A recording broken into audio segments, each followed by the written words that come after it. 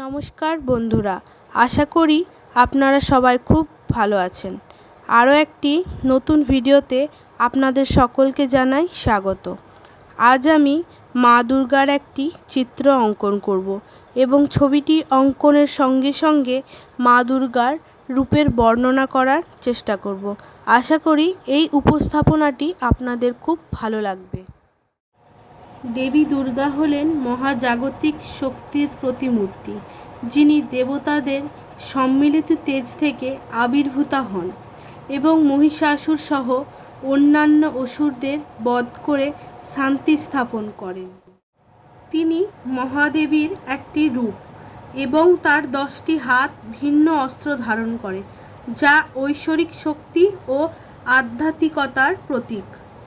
তার 4টি সন্তান হল গণেশ, কার্তিকেয়, লক্ষ্মী এবং সরস্বতী, এবং তিনি প্রায়শই দেবী পার্বতীর সঙ্গে অভিন্ন রূপে পূজিত হন।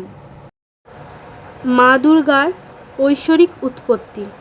তিনি শুধু মহাশক্তিই নন, ভগবান শ্রী বিষ্ণুর মায়াশক্তি হিসেবেও বর্ণিত হন, যিনি সমগ্র সৃষ্টিকে প্রভাবিত করেন।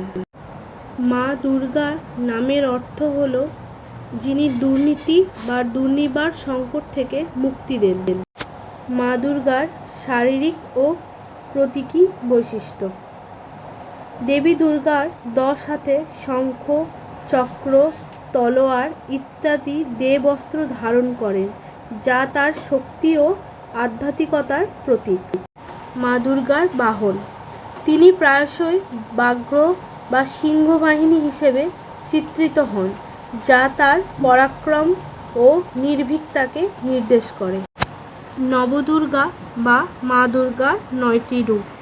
দেবী দুর্গার 9টি রূপকে নবদুর্গা বলা হয়, যার মধ্যে শৈলপুত্রী, ব্রহ্মচারিণী, চন্দ্রঘণ্টা, কুষ্মাণ্ডা, স্কন্দমাতা, কাত্যায়নী, কালরাত্রি, মহাগৌরী এবং সিদ্ধিদাত্রী অন্তর্ভুক্ত। দেবী শৈলপুত্রী। দেবী শৈলপুত্রী হিমালয়ের কন্যা হিসাবে পরিচিত এবং 9টি দুর্গার মধ্যে তিনি প্রথম। কিংবদন্তি অনুসারে তিনি ছিলেন ভগবান শিবের সতী ভবানীর স্ত্রী দাক্ষের কন্যা। কাহিনী অনুসারে দাক্ষ একটি বড় যজ্ঞের আয়োজন করেছিলেন এবং তিনি ভগবান শিবকে আমন্ত্রণ জানাননি, কিন্তু সতী একগুঁয়ে হয়ে সেখানে পৌঁছান এবং দাক্ষ শিবকে অপমান করেন। দেবী সতী তার স্বামীর অপমান সহ্য করতে না পেরে যজ্ঞের আগুনে নিজেকে পুড়িয়ে দেন। তার পরবর্তী জন্মে পার্বতী হেমবতীর নামে তিনি হিমালয়ের কন্যা হয়ে ভগবান শিবের সাথে বিবাহ বন্ধনে আবদ্ধ হন। দেবী ব্রহ্মচারিণী। মা দুর্গার দ্বিতীয় রূপ হলেন দেবী ব্রহ্মচারিণী। দেবী ব্রহ্মচারিণীর মূর্তি অত্যন্ত সুন্দর, এক মনোমুগ্ধকর।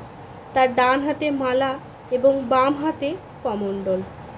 পূর্বজন্মে তিনি হিমালয়ের কন্যা পার্বতী হেমবতী নামে পরিচিত ছিলেন। তিনি তার বান্ধবীদের সঙ্গে খেলাধুলা করতে ব্যস্ত ছিলেন।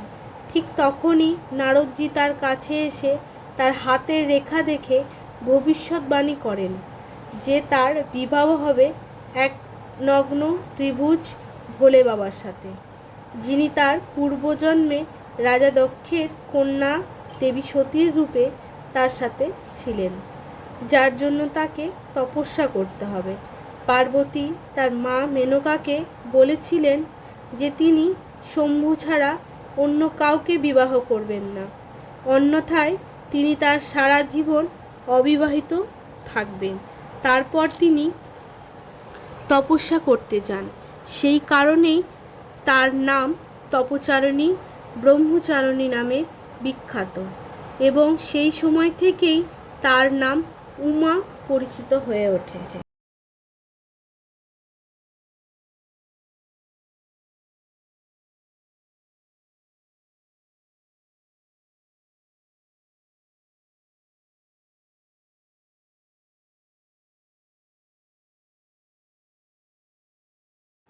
আশা করি এই ভিডিওটি আপনাদের খুব ভালো লেগেছে। ভিডিওটি ভালো লাগলে লাইক করবেন, আপনজনদের সঙ্গে শেয়ার করবেন, কমেন্টে নিজের মতামত জানাবেন এবং অবশ্যই আমাদের চ্যানেল সাবস্ক্রাইব করতে ভুলবেন না, যাতে আমি এই রকম আরও ভিডিও বানানোর উৎসাহ পাই। ভালো থাকবেন, সুস্থ থাকবেন। ধন্যবাদ।